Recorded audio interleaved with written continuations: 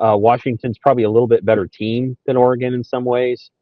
And, Britt Prince hit a big three, and they're right on the bubble. I suspect right now they're one of the last four in as they play Rutgers. Some teams that have complicated this issue for Nebraska, and this I'm going to go into the weeds here for a second on college women's basketball. I'm a voter, so I kind of know what's going on.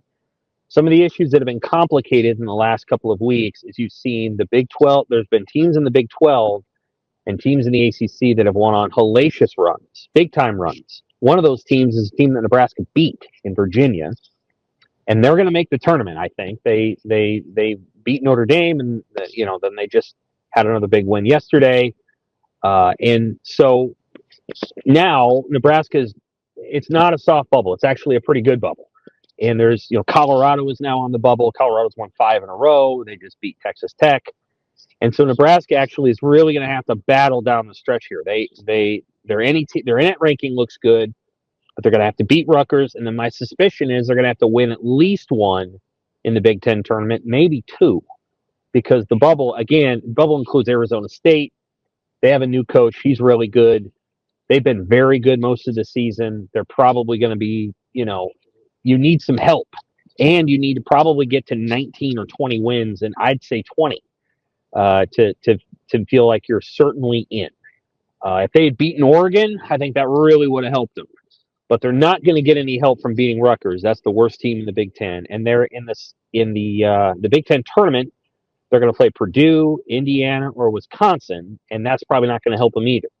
So they're going to have to probably get one more game where they play a 4 seed or a 5 seed or whatever, and they're going to have to try to a 5 seed, and they're going to have to beat that team. That team could be Michigan State, it could be Ohio State. I don't think they want to face Ohio State, really. It probably won't be Iowa. I think Iowa's above that now. Could be Maryland. So they'll have to find a way. Now, Amy's teams have been pretty good in the Big Ten tournament.